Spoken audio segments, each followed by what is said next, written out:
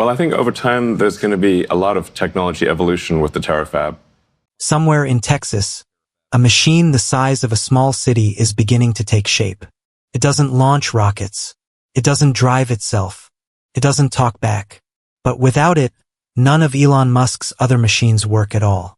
This is the story of Terafab, the chip factory Musk says will be the largest building on Earth. To understand why Terafab exists, you have to understand a bottleneck. Tesla wants to build millions of humanoid robots. SpaceX wants to run data centers in orbit. xAI wants to train ever larger models. Every one of those ambitions depends on the same thing: advanced computer chips. And right now, Musk's companies don't make their own. They buy them largely from Samsung, competing for capacity against every other tech giant on the planet. Musk's answer was to stop competing for chips and start manufacturing them. In March of 2026, Musk unveiled the plan at Austin's old Seaholm power plant, a joint venture between Tesla, SpaceX, and xAI, aimed at building, in his words, the most ambitious chip-building effort ever attempted. The idea is vertical integration on a scale the semiconductor industry has never tried.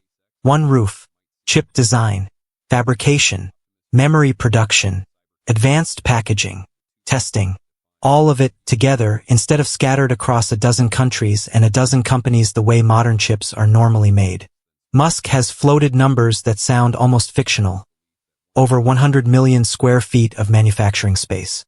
A facility so large he's called it, flatly, the biggest and most valuable building on Earth. The chips coming out the other end would power Optimus robots, self-driving cybercabs, and, perhaps most strikingly, data centers Musk wants to eventually put into orbit. The location moved. Early plans centered the project near Tesla's Giga Texas complex outside Austin. By August, the confirmed site had shifted southeast, to Grimes County, near a reservoir called Gibbons Creek. Land that once cooled a coal plant, shut down back in 2018. SpaceX says it chose the site for one reason above all: water. The reservoir stores rainwater, giving the company a supply that doesn't compete with the region's drinking water aquifers. SpaceX has also committed to building its own natural gas power plants on site, so the factory draws minimal power from the public grid. The price tag has moved too. Musk's original figure was $20 to $25 billion. The number now attached to the first phase is $16.8 billion, with filings suggesting total investment could eventually climb past $100 billion. Projected jobs: more than 3,000. Here's the part that surprised a lot of industry watchers. Tesla isn't actually the one who'll run the factory floor. In April, Intel, one of the oldest names in American chipmaking, joined the project, agreeing to design, fabricate, and package the chips at industrial scale. For Intel, this is new territory. The company has historically only manufactured chips for itself. Partnering on Terafab marks its first major move into building for an outside customer at this scale. A bet that could reshape Intel's own struggling foundry business as much as it reshapes Musk's supply chain. Not everyone in Texas is celebrating. At a packed county meeting ahead of the announcement, residents pressed officials on tax incentives worth millions of dollars, and on how much water and power a building this size would really consume. Environmentalists have warned that a facility of Terafab's scale could strain a region that already lives with drought. Local officials, for their part, have tried to hold two ideas at once.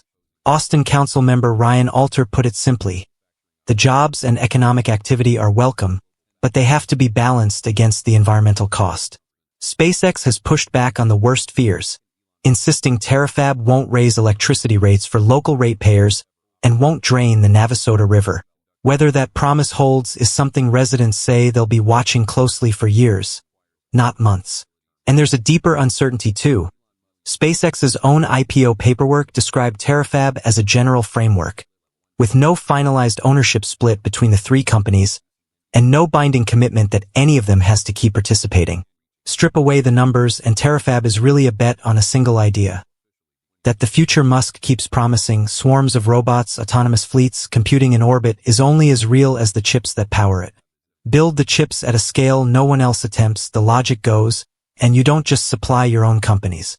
You become the choke point the rest of the industry has to go through. It's an audacious wager, wrapped in an equally audacious building.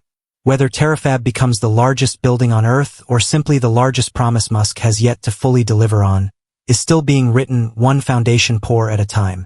For now, in a quiet corner of Texas, the machine that's supposed to build every other machine is just beginning to rise.